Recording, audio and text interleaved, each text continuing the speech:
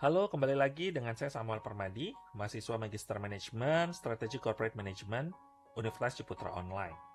Pada kali ini saya akan menjelaskan tentang Blue Ocean Strategy, yaitu membangun Blue Ocean untuk brand komunitas religi. Dalam hal ini, kita akan implementasikan pada brand Disciples Clothes.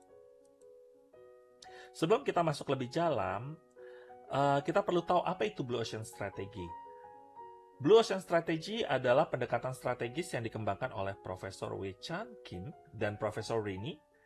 Pertama kali diterbitkan dalam Harvard Business Review pada Oktober 2004 dan buku Blue Ocean Strategy di tahun 2005, yang memiliki inti gagasan menciptakan ruang pasar baru yang belum diperebutkan, atau kita sebut dengan uncontested market space, sehingga persaingan menjadi tidak relevan.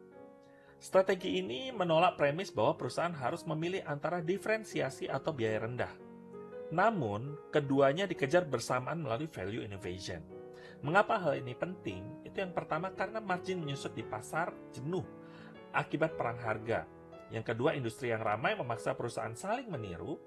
Dan yang ketiga adalah pertumbuhan organik lebih besar diperoleh dari menciptakan permintaan baru, bukan merebut yang sudah ada. Dalam hal ini sebenarnya ada beberapa studi kasus klasik Blue Ocean Strategy, seperti yang pertama dari Cirque du Soleil, yaitu industri sirkus pada tahun 1984, di mana mereka memiliki strategic move, yaitu menghilangkan binatang dan binatang mahal, dan menambahkan tema artistik, musik, dan narasi teatrikal. Hasilnya, ini dapat menjangkau penonton dewasa dan corporate. Pertumbuhan pendapatan yang dicapai Ringling Bros dalam 100 tahun lebih ternyata diraih oleh Cirque dalam kurang dari 20 tahun dan memiliki penonton di atas 150 juta di 300 plus kota. Yang kedua adalah Yellowtail atau Casella Wines. Industri wines di Amerika Serikat di tahun 2001 memiliki strategic move menghilangkan kompleksitas rasa, prestige vineyard, dan rentang varian. Menciptakan wine yang mudah diminum, label cerah hanya 2 varian awal. Ternyata hasilnya sangat bagus, di mana menarik peminum bir dan pemula yang sebelumnya menghindari wine, menjadi salah satu brand wine paling laris di Amerika Serikat dalam waktu singkat.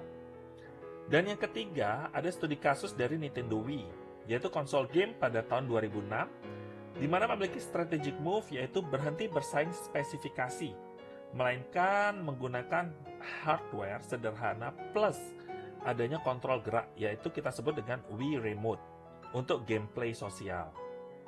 Ternyata hasilnya ini memiliki hasil yang sangat bagus, yaitu adanya unit yang terjual lebih dari 101 juta dan melampaui Xbox 360 yaitu 84 juta dan PS3 yaitu 87 juta. Wii Sports sendiri terjual 82,9 juta kopi. Profit per unit positif sejak hari pertama di launching. Oke, dari pembahasan tadi kita sudah menangkap sedikit garis besar tentang Blue Ocean Strategy itu seperti apa. Maka kita akan kaitkan dengan atau kita akan implementasikan pada brand Disciples Clothes. Namun, apa itu sebenarnya? Apa itu Disciples Clothes? Jadi, Disciples Clothes sendiri itu adalah brand pakaian bertema religi dan komunitas yang menggabungkan identitas spiritual dengan estetika modern modest atau streetwear, di mana memiliki proposisi inti yaitu sebagai pakaian sebagai pengingat dan ekspresi iman. Kemudian komunitas Disciples itu bukan sekadar pembeli. Desain modest yang tetap kontemporer. Dan untuk target personanya yaitu generasi muda beriman 18 hingga 34 tahun, Kristen atau lintas iman yang ingin mengekspresikan identitas spiritual lewat fashion sehari-hari tanpa terlihat kaku atau konservatif klasik. Insight kuncinya yaitu yang pertama mencari makna bukan sekedar tren, aktif di komunitas seperti Connecting Group atau CG, podcast sosial. Sensitif harga, tetap loyal pada nilai. Beli lewat marketplace dan live commerce. Kita mengawali dengan analisa pasar modest fashion Indonesia. Jadi pada dasarnya memang sejak 2023 nilai pasar modest fashion global itu sudah mencapai 327 juta dolar. Kemudian proyeksi pasar global di 2028 yaitu 433 juta dolar. Sedangkan untuk secara positioning, Indonesia itu termasuk peringkat pertama dunia itu pengaruh modest fashion di 2025. Dan untuk ekspor modest fashion Indonesia itu mencapai 990 juta USD. Ada beberapa kompetitor dari Disciples Clothes. Yang pertama adalah Believer Indonesia, yaitu premium oversized t-shirt yang memiliki branding kuat dan fokus terhadap aksesoris.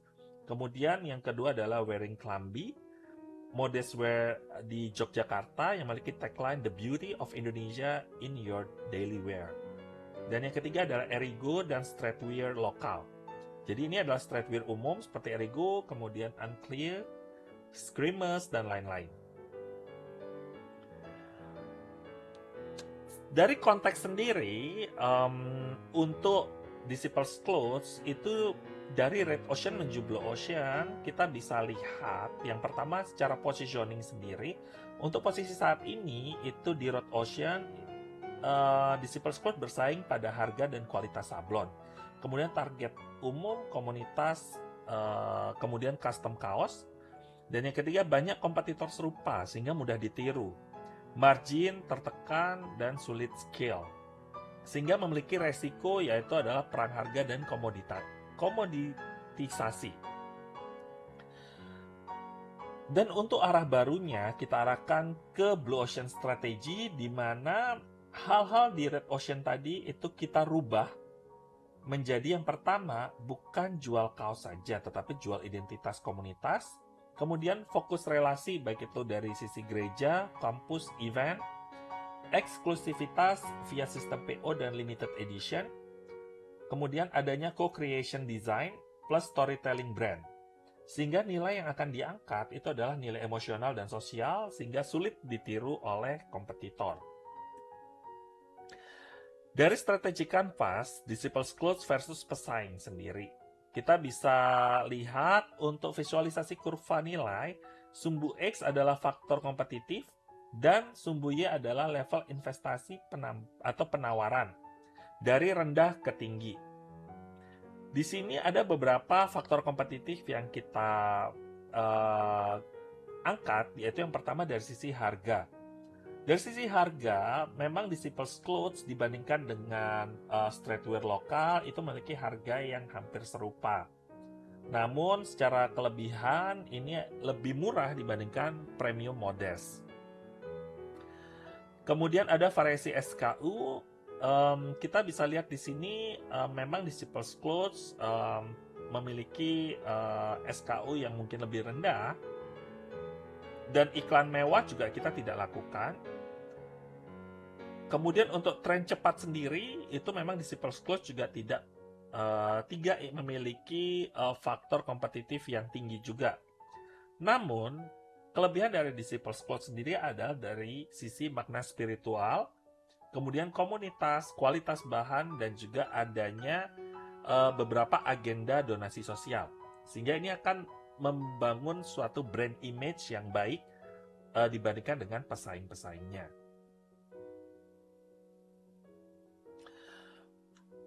Pada Blue Ocean Strategy, kita juga mengenal adanya ERRC Grid atau 4 Action Framework.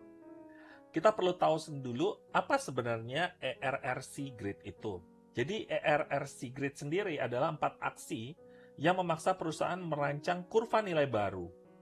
2 menurunkan biaya dan 2 meningkatkan nilai. Yang pertama adalah eliminate atau hilangkan.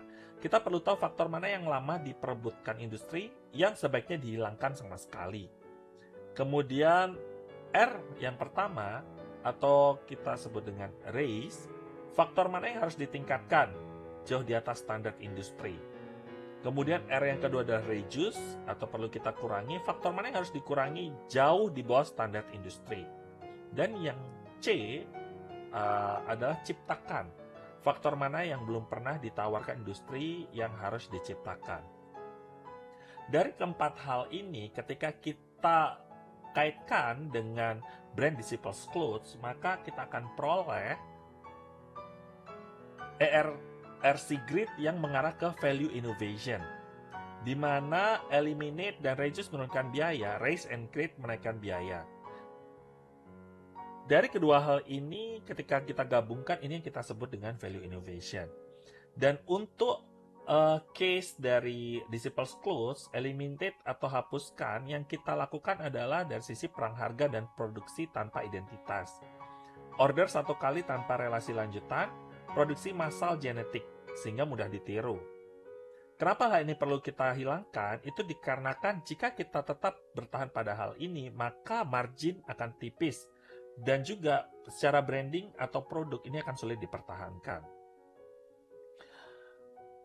Lalu kemudian yang kedua adalah reduce. Apa yang perlu kita kurangi? Pertama adalah ketergantungan satu jenis produk atau kaos, marketing pasif yang hanya menunggu order, proses manual end-to-end. Kenapa hal ini perlu dikurangi? Itu karena efisiensi naik tanpa kehilangan fleksibilitas. Jadi memang ketika kita tidak melakukan pengurangan di bagian-bagian ini, maka yang terjadi adalah tingkat efisiensi kita akan menurun. Kenapa hal itu terjadi? Karena yang dijual hanya saja satu produk.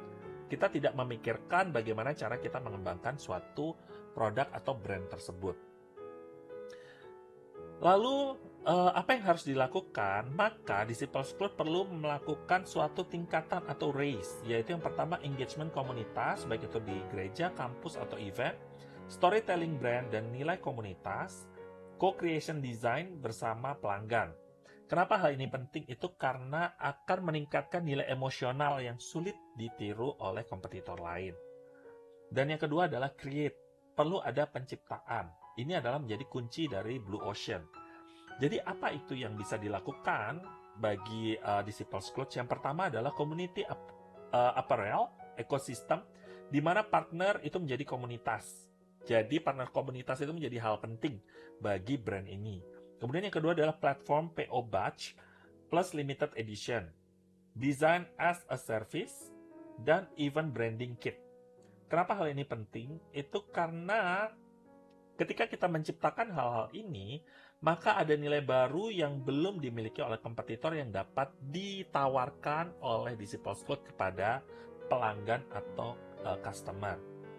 Jadi bisa kita lihat di sini bahwa value innovation itu adalah biaya turun, namun ada pertambahan nilai juga. Jadi perlu dipikirkan bahwa tidak serta-merta ketika biaya turun, maka nilai juga turun. Maka ketika itu terjadi, maka tidak ada value innovation di sana. Yang bisa dilakukan adalah tentu saja kita memikirkan seperti tadi, biaya kita turunkan dengan mengeliminate hal-hal yang memang kita harus hilangkan, dan juga mereduce hal-hal yang memang kita perlu harus efisiensikan. Namun di sisi lain kita juga harus tetap meningkatkan nilai jualnya. Baik itu dari sisi nilai emosional yang seperti tadi disampaikan, atau juga memang kita harus meng-create suatu nilai baru yang memang belum pernah dimiliki oleh kompetitor. Selain dari ERRC tadi, dalam konsep Blue Ocean Strategies, ada juga yang disebut dengan Six Path Frameworks, atau merekonstruksi batas pasar. Di sini ada 6 cara sistematis untuk menggeser sudut pandang dan menemukan peluang Blue Ocean di luar batas industri. Hal-hal tersebut adalah industri alternatif, di mana kita melihat ke industri lain yang memberi fungsi atau tujuan serupa.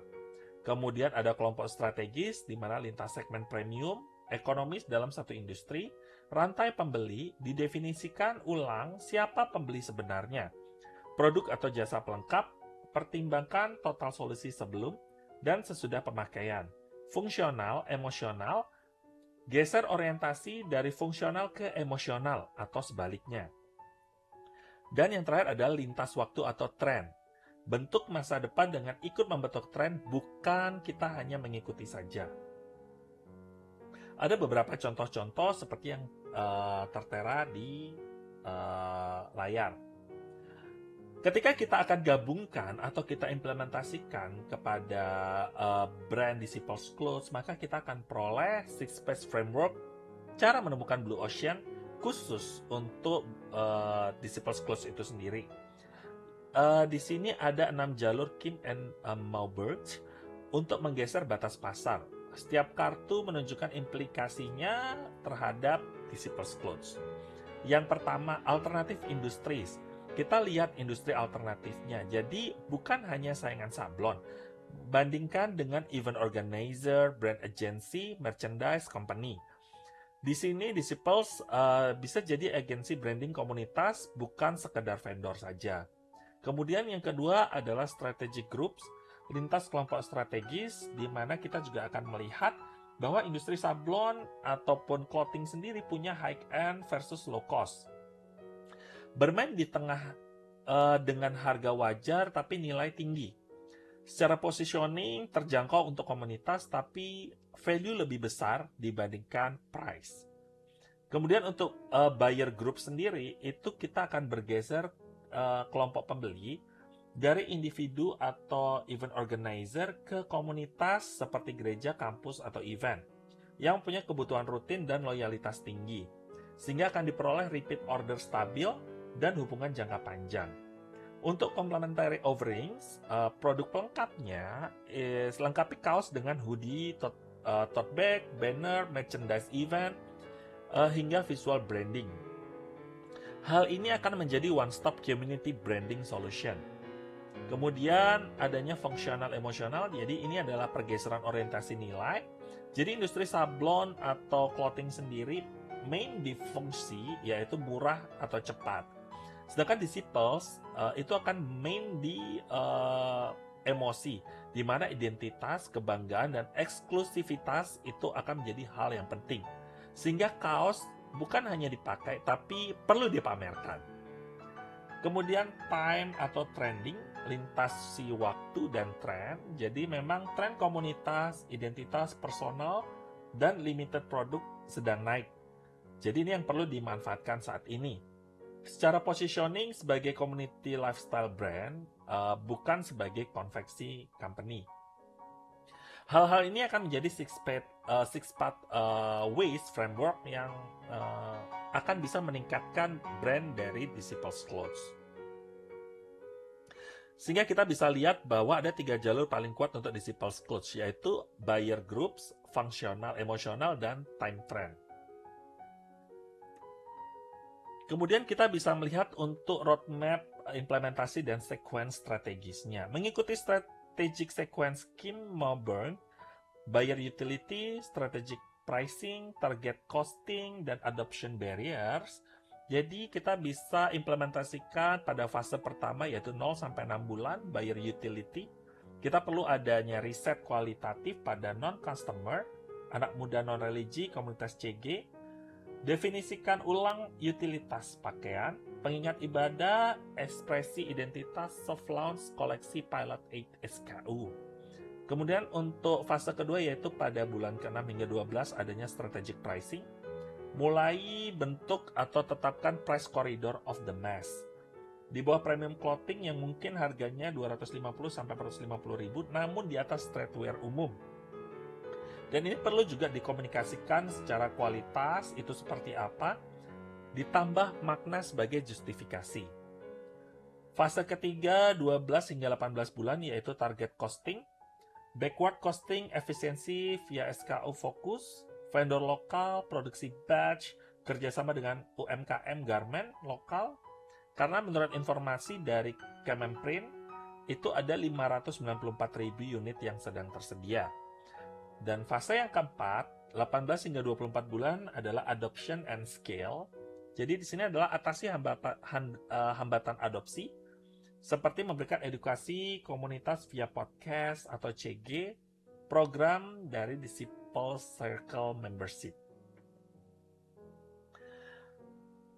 Dari hal-hal tersebut, tentu saja perlu ada bukti foto atau dokumentasi yang memang sudah dilakukan oleh Disciples Clothing.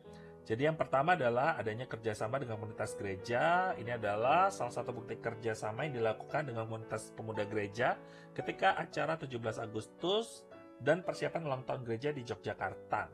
Pemesanan dilakukan juga melalui ketua komunitas gereja yang ada. Dari pendekatan ini, tim Disciples Clothing bisa mengefisiensikan biaya produksi dan bisa dengan tepat mengalokasikan sumber daya yang dimiliki untuk memenuhi permintaan ini. Kemudian selain itu juga ada beberapa produk yang memang sudah dikirimkan melalui event Youth Camp dan juga Christmas Youth di Yogyakarta. Ada beberapa testimoni pelanggan pre-order yang memang tadi suatu inovasi yang memang sudah dilakukan oleh Disciples Clothes. Ini ada beberapa testimoninya. Dan juga untuk permintaan dan branding secara online, Disciples Clothes sendiri ini sudah memiliki Instagram. Jadi ada 2 Instagram yang saling berkaitan, yaitu memang Disciples Clothes sendiri dan juga DCP Clothes Confection. Karena memang dengan banyak permintaan tidak hanya dari sisi clothing tapi juga konveksi, maka Disciples Clothing memiliki 2 akun yang akan berfokus pada masing-masing segmen bisnis. Namun berdiri di bawah satu naungan brand yaitu Disciples Clothing. Jadi kita bisa tarik kesimpulan value innovation untuk Disciples sebelum hanya jual kaos dan jasa sablon, transaksi hanya 1 kali, bersaing pada harga, nilai fungsional juga hanya itu-itu saja. Namun sesudahnya itu kita bisa lihat bahwa bangun identitas komunitas, relasi jangka panjang dan repeat order, diferensiasi via nilai emosional dan sosial itu akan sangat berpengaruh dalam keberlangsungan bisnis di Disciples Clothes sendiri. Dan hal ini juga selaras efektuasi bird in hand komunitas yang sudah ada, Affordable Loss, PO Low Risk, Crazy Quilt kolaborasi penjahit dan gereja, Lemonade and Pilot adaptif dan bertahap. Dan implementasinya nyata yaitu 4 langkah. Step pertama positioning, paket produk, PO platform, dan digital. Jadi dari hal-hal tersebut dapat kita tarik suatu kesimpulan. Dari pelajaran kuncinya, Blue Ocean bukan tentang menjadi lebih baik dari pesaing, melainkan menjadi berbeda di ruang yang belum diperebutkan. Disciples Clothes berpotensi membuka ruang baru faithwear, perpaduan modern fashion, ekosistem komunitas spiritual yang belum dimainkan kompetitor besar. Kunci eksekusi divergence yang jelas pada strategic canvas, ERRC yang disiplin, dan strategic sequence yang menjaga value cost trade-off tetap patah. Momentum pasar Indonesia kuat, peringkat 1 dunia dari SGIA, report 2024-2025, dan kewajiban sertifikasi halal mulai Oktober 2026 menjadi tailwind regulatif. Dan demikian beberapa informasi atau paparan yang dapat saya sampaikan. Terima kasih atas perhatiannya dan sampai bertemu lagi pada pembahasan-pembahasan yang lainnya. Bye-bye.